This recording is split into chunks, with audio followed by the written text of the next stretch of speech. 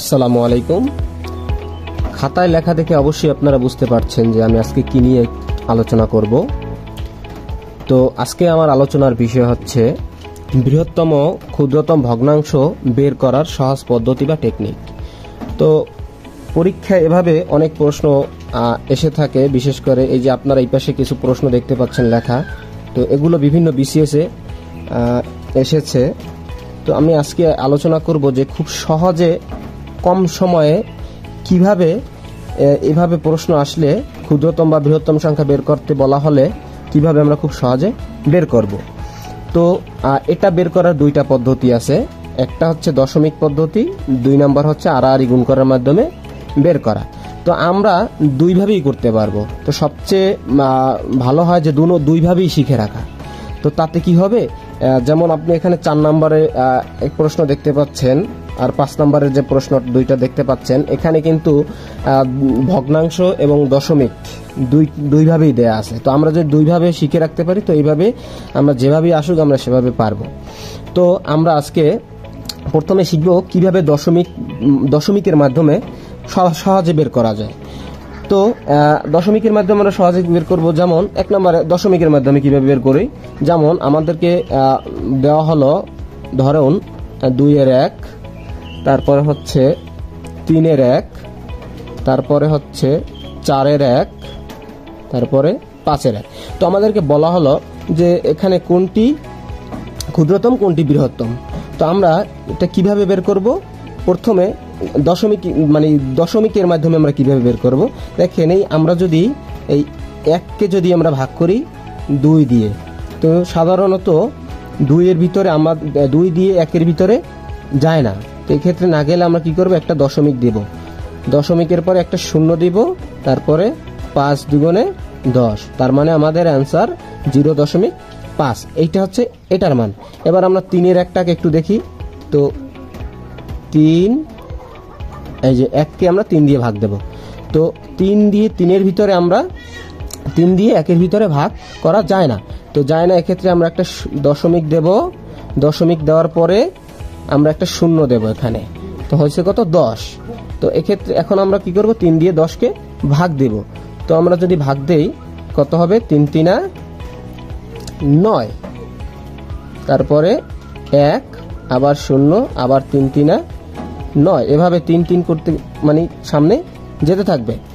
তো পরে এবার আমরা 4 এর 1টা বের করব।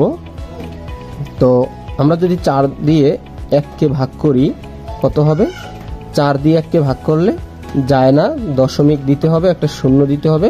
4 দুগুণে 8, 2 এর ভিতরে যায় না, শূন্য দিতে হবে, 4 5 20, 0.25। তো আবার যদি আমরা 5 এর 1কে আমরা দ্বিগুণ করি, 5 এর 1 5 দিয়ে যদি আমরা 1কে ভাগ করি তো 5 1 এর ভিতরে যায় না, কি করব আমরা, 5 দিয়ে 1 এর ভিতরে ভাগ যায় না, এই জন্য একটা শূন্য এবং একটা দশমিক, এরপরে একটা শূন্য দিব। তো 5 দুগুণে 10।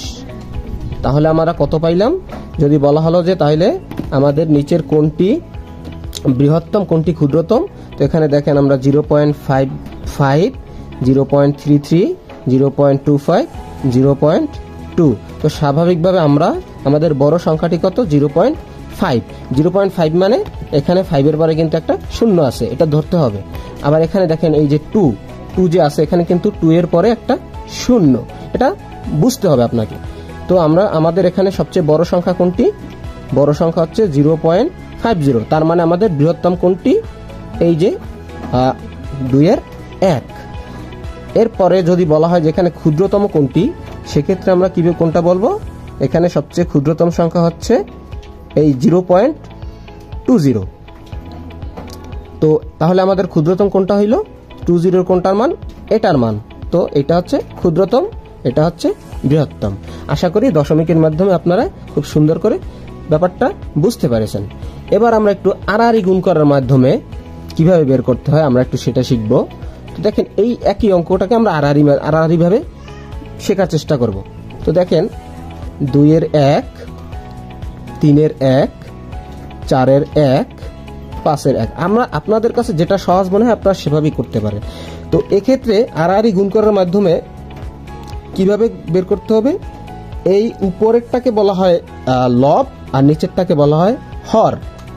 তো আমরা এই উপরের লব দিয়ে হরকে গুণ করব, এইটাকে গুণ করব, আবার এইটা এই নিচের লব হর দিয়ে অপর পাশের উপরেরটাকে গুণ করব। এভাবে আমরা খুব সহজে বের করতে পারবো কম সময়ে।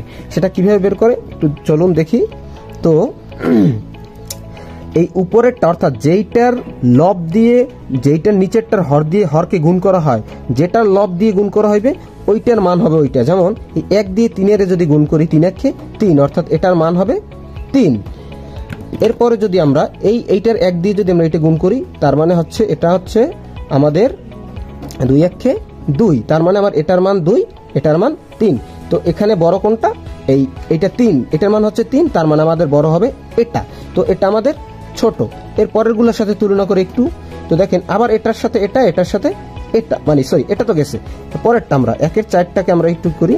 তো এই 1 দিয়ে আবার 4কে 4 1 4, তাহলে 3 তো শেষ আমাদের 4 4 1 4। তারপরে হচ্ছে কত 2 দিয়ে আবার এই 1কে, তাহলে 2 1 2। তাহলে আমাদের কোনটা হয়েছে বড়, 4 বড় না 2 বড়? অবশ্যই 4 বড়, তার মানে আমাদের এটাও ক্ষুদ্রতম, এটাও বাদ। পরেরটা আমরা একটু দেখি। তো এটার এই উপরের 1, এটার নিচের 5 5 1 5, আর এই 2 দিয়ে 1 2 1 2। তো এটা 2 বড় না 5 বড়? অবশ্যই 5 বড়, তার মানে আমাদের এটার মান হচ্ছে 2, এটার মান হচ্ছে 5। তো স্বাভাবিকভাবে আমাদের সবগুলোর মধ্যে বড় কোনটা, এই 2 এর 1, আর সবচেয়ে ছোট কোনটা, 5 এর 1। তো এভাবে আমরা কম সময়ে খুব সহজেই বের করতে পারবো। চলুন আমরা এই পাশের প্রশ্নগুলোকে সমাধান করি, যে প্রশ্নগুলো বিভিন্ন বিসিএস এ এসেছে। তো আমরা চলুন এগুলো আমরা একটু সলভ করার চেষ্টা করি। তো দেখেন বলা হয়েছে কি, যে নিচের কোন ভগ্নাংশটি বৃহত্তম। তো এখানে এটা হচ্ছে 39তম বিসিএস আসছে। তো এখানে দেখেন আমরা এটার উপরেরটা দিয়ে এই হরের দ্বিতীয়টার হরকে গুণ করব, তাহলে 3 এটা 24, আর এটা দিয়ে এইটার খ নম্বরের লব দিয়ে কয়ের হরকে গুণ করব, তাহলে 5 5 25। বলছে কি আমাদেরকে বৃহত্তম, তার মানে 24 বড় নাকি 25 বড়? অবশ্যই 25 বড়, তার মানে ক নাম্বার আগেই বাদ। তো আমরা যদি পরীক্ষার হলে যদি বাদ দেওয়ার সিস্টেমটাকে যদি আমরা কিভাবে বাদ দিতে হয় প্রশ্ন থেকে, এটা যদি আমরা বুঝতে পারি, তাহলে আমাদের ভুল হওয়ার সম্ভাবনা কিন্তু খুবই কমে যায়।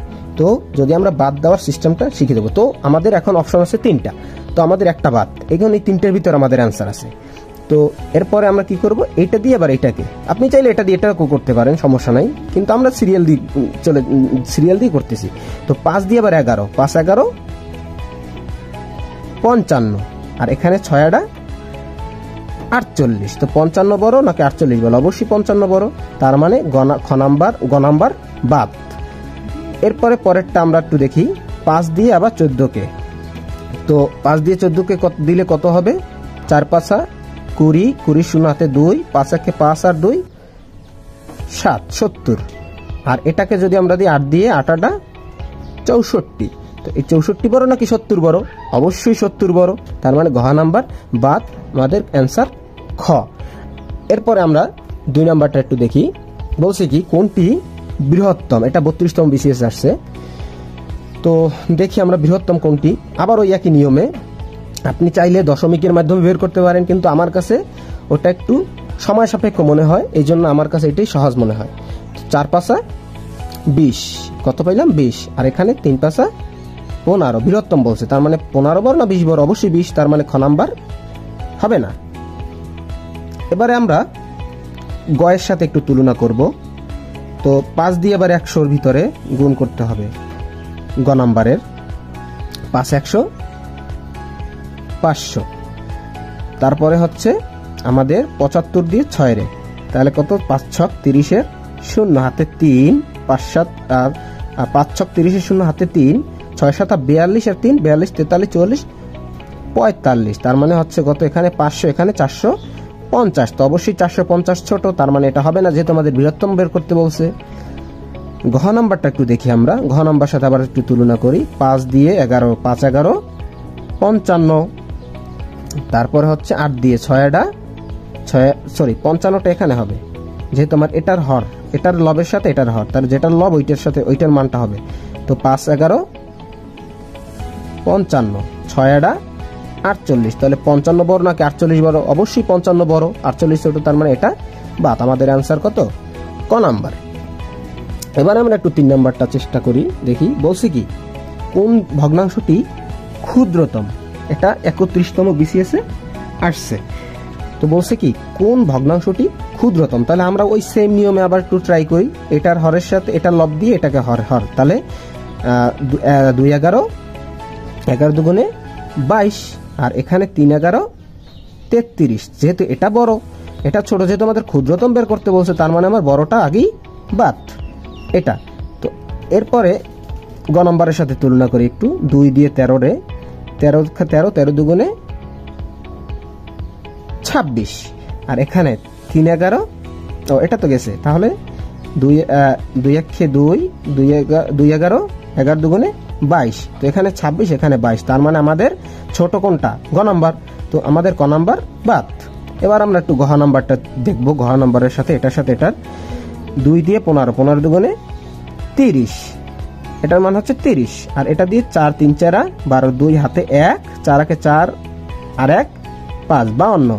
তাহলে এটা 52 হয়েছে, আর এটা হচ্ছে 30। তো 52 স্বাভাবিকভাবে বড়, আমাদের ক্ষুদ্রতম বের করতে বলছে, তার মানে ঘ নাম্বার বাদ। আমাদের অ্যান্সার কত? গ নাম্বার। এবারে আমরা 4 নাম্বারটা একটু দেখি। বলছে কি যে সবচেয়ে বড় সংখ্যা কোনটি। এটা 41তম বিসিএস আসছে। বলছে কি সবচেয়ে বড় সংখ্যা কোনটি। তো আমরা এখানে দেখেন, আমরা চাইলে কিন্তু এই দুইটা থেকে বাদ দিয়ে করতে পারি, কিন্তু আমরা তারপর একটু ম্যানুয়ালি চেষ্টা করব। তো দেখেন আমাদের এটা তো আমরা স্পষ্টভাবে দশমিকে আছে এগুলা, তো এইগুলোকে আমরা দশমিকে নেব। দেখেন কিভাবে আমাদের আছে 100 দিয়ে 9কে ভাগ দেওয়া। তো সাধারণত 100 দিয়ে 9-এর ভিতরে ভাগ যায় না। তো আমরা কি করব, একটা দশমিক দেব। যদি শূন্যটা নাও দিয়ে সমস্যা হবে না, কারণ দশমিক মানে হচ্ছে এই বাম পাশে একটা শূন্য আছে। তো 100 দিয়ে আমরা 9-এর ভিতরে যায় না, কি করব, একটা শূন্য দেব।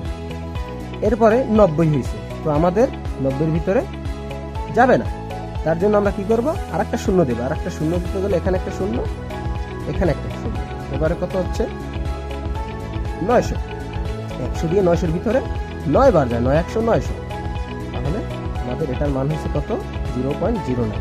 তাহলে এটা কত পাইলাম? 0.09। তো আরেকটা আছে, আমরা এটা একটু দেখি। তো এটা হচ্ছে আমাদের 1000 দিয়ে 9কে ভাগ করতে হবে। তো যেহেতু 9-এর ভিতরে যায় না, আমরা আবার একটা দশমিক আনবো, এরপর একটা শূন্য দেব। যেহেতু আর শূন্য আনার পরেও আমাদের যাইতেছে না, তো এক্ষেত্রে আমরা কি করবো, আর একটা শূন্য দেবো, এখানে একটা শূন্য দেবো। তারপরেও আমাদের হইতেছে না 900, আর এখানে 1000, আর একটা শূন্য দেবো, এখানেও আর একটা শূন্য দেবো। এবার হচ্ছে 9000। তো 1000 দিয়ে 9000-এর ভিতরে 9 বার, 9 1000 9000। তাহলে আমাদের এখানে কত পাইলাম? 0.009। এবার আমরা একটু দেখি যে বলছে কি কোন সবচেয়ে বড় সংখ্যা কোনটি। আমাদের বড় সংখ্যা কোনটি? এখানে হচ্ছে 0.0, 0.1, 0.0, অর্থাৎ প্রত্যেকটার ভিতরে দশমিকের পরে শূন্য আছে। আর এটাই আমার খ নম্বরটা যদি আমরা খেয়াল করি, দশমিকের পরে একটা 1 আছে, তো শূন্য চাইতে 1-এর মান বড়। তো স্বাভাবিকভাবে আমাদের এটাও হবে না, এটাও হবে না, এটাও হবে না। অ্যান্সার কত? খ নাম্বার। এবারে আমরা 5 নম্বর প্রশ্নটা একটু দেখি। বলেছে কি যে কোনটি ক্ষুদ্রতম।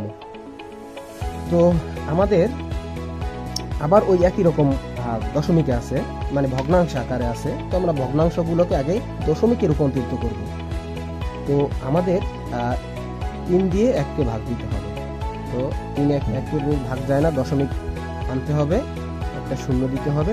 3 3 9, আবার 1, তারপরে কি করতে হবে, শূন্য, 3 3 9। তাহলে আমাদের 3-এর 1-এর মান কত? 0.33। তো পরেরটা দেখি আমরা, পরেরটা কি বলছে, 2কে ভাগ দিতে হবে 5 দ্বারা। তো 5 দ্বারা 2কে ভাগ দেওয়া যায় না, একটা দশমিক আনতে হবে, তারপরে একটা শূন্য, তাহলে 4 5 20। তাহলে আমাদের অ্যান্সার কত, 0.40। তো আমাদের বলছে কি কোনটি ক্ষুদ্রতম। এখন আমরা একটু দেখি যে কোনটি ক্ষুদ্রতম। এখানে দেখেন 0 পয়েন্টের পরে 3 আছে, এখানে 4 আছে, তার মানে এটা বড়। তাহলে আমাদের যেহেতু ক্ষুদ্রতম বের করতে বলছে, আমাদের ঘ নাম্বার আগেই বাদ। পরেরটা যদি আমরা একটু দেখি, বলছে কি পরেরটার সাথে আমরা যদি তুলনা করি, তো এখানে হচ্ছে 3 পরে কিছু নাই, মানে এখানে একটা শূন্য। তাহলে আমাদের এখানে 3, এখানেও 3, এখানে শূন্য, এখানে 3, তার মানে এটা বড়, গ নাম্বার। আমাদের ক্ষুদ্রতম বের করতে বলছে, তার মানে গ নাম্বার আমাদের আগেই বাদ। এরপরে ক আর খ এর সাথে যদি আমরা তুলনা করি, দেখেন এখানে হচ্ছে 0.30 আর এখানে হচ্ছে কি √0.3। আমরা যখন বর্গমূল বের করেছি এর আগে, যেমন 9 যদি আমরা বর্গমূল বের করি, সেখানে হবে 3, অর্থাৎ 9 থেকে 3 ছোট হয়েছে। তাহলে আমাদের ধারণা যে বর্গমূল করলে সেই সংখ্যাটা ছোট হবে বর্গমূলের তুলনায়। তো ওই প্রাপ্ত সংখ্যাটার তুলনায় বর্গমূলটা ছোট হবে, কিন্তু দশমিকের বেলায় একটু ভিন্ন। দশমিকের বেলায় অবশ্যই এই সংখ্যা থেকে বড় হবে। তো স্বাভাবিকভাবে আমরা বুঝতে পারছি যে কোনটা বড় কোনটা ছোট। তো আমরা যদি 0.03 কে আমরা যদি বর্গমূল করি, 0.03 কে যদি আমরা বর্গমূল করি, তাহলে আমরা কত পাই? তাহলে আমরা পাই 0.547। এটা যদি আপনারা ক্যালকুলেটর করেন অবশ্যই পেয়ে যাবেন। তো দেখেন এখানে হচ্ছে আমাদের 0.3, এখানে হচ্ছে 0.5। তো এটা বড়, তার মানে আমাদের এটা হবে না। তাহলে আমাদের অ্যান্সার কত? ক নাম্বার, অর্থাৎ নিচের কোনটি ক্ষুদ্রতম? 0.3। তো আজকের ক্লাসটি আপনাদের কাছে কেমন লেগেছে আপনারা অবশ্যই কমেন্ট করে জানাবেন। আশা করি ভিডিওটি সকলের জন্য উপকার হবে। ধন্যবাদ সবাইকে।